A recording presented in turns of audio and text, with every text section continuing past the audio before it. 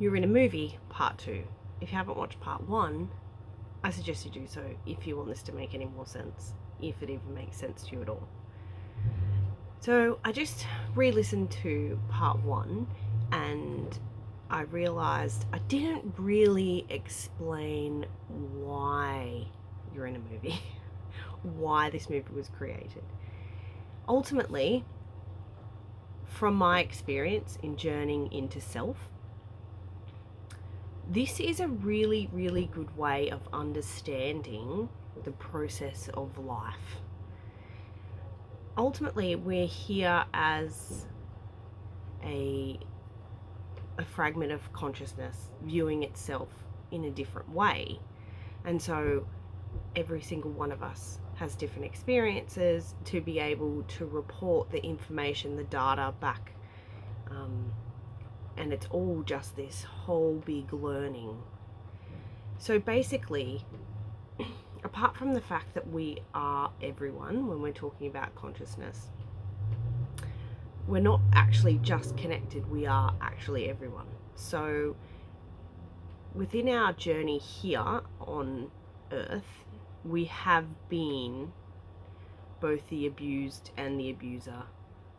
We've been both sides of the spectrum, and it just depends on where you're at in your journey and how you're progressing, where you're at, I guess, in the level of learning and awareness and consciousness. So basically, being able to view it in this term as a movie is a modern day way of explaining what's happening around you and why. Because most of the suffering that we have in life is because we are trying to control the outcome of our life. Basically, we put the pressure on ourselves that it's all up to us, that, you know, basically we're brought up to live in fear, most of us, if we're brought up in the, society, normal systems, like schooling. You do all your schooling for the future. So it's like quick, and it's getting younger and younger. It's like down to 4 years old now. You're 4 years old. Like, just take away everything you know and just go back to you're 4 years old and you start school. And you are constantly, they say, learning. Yes, okay, learning, but the whole system is designed for you to be preparing yourself for who you're going to be when you grow up. So basically, who you are now doesn't really get a chance to do anything.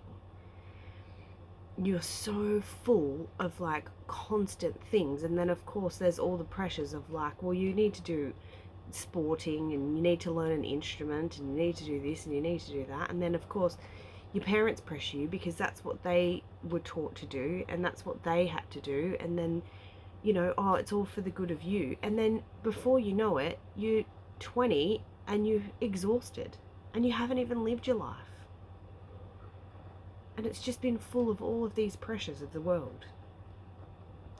So the reason why I made the video about that you're in a movie, and I share it with my clients, is because it's an easier way to understand the complex situation that we're in. Because ultimately, if you don't want it to rain on your wedding day, you don't have a choice. And that's because that's basically what life is. There are some things that you feel like you can control, say like getting a job. But ultimately, if you're not meant to get that job, you're not going to get it. You could study, you could try hard, you could do all of the things, and you could still not get the job if it's not meant to be. And so knowing that this has already happened, it's predetermined, pre-programmed to a certain degree, that removes a lot of the pressure. You're not going to do the wrong thing by following your heart. It's not going to lead you down the wrong path by allowing the universe to show you where to go. Ultimately, that is,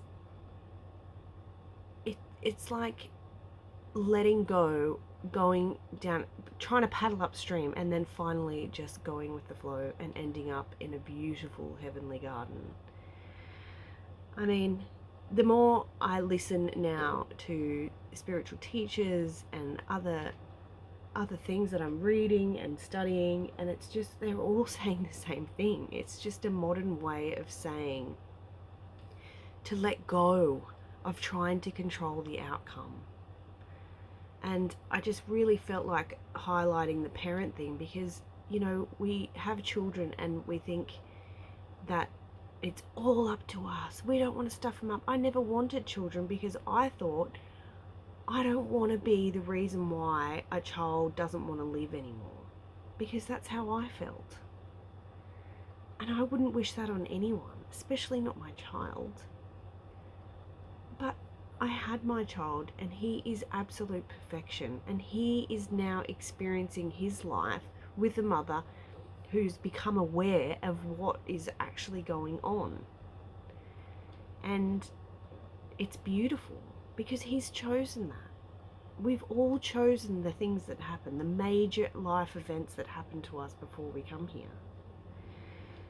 And seeing everything as a gift, including the person that yelled at you in the shop, including your auntie who doesn't speak to you anymore, including everything. Everything is a gift. You don't have to change anyone. You don't have to do anything. You just receive what is coming. When the universe gives you something, see why it's there. Figure out the clue. When somebody says something to you, know that you are inside programming them saying that. And if they tell you they love you, that's you loving you. And receive all of it, the good and the bad, because once you start receiving it and seeing it all as gifts, there tends to become a lot more good than bad. And life opens up. The movie, it gets better and better and better, because you realize that you wouldn't put yourself here to suffer. You're not here to suffer. You're here to have the most magical experience possible. And realize in the end, it's all just a dream.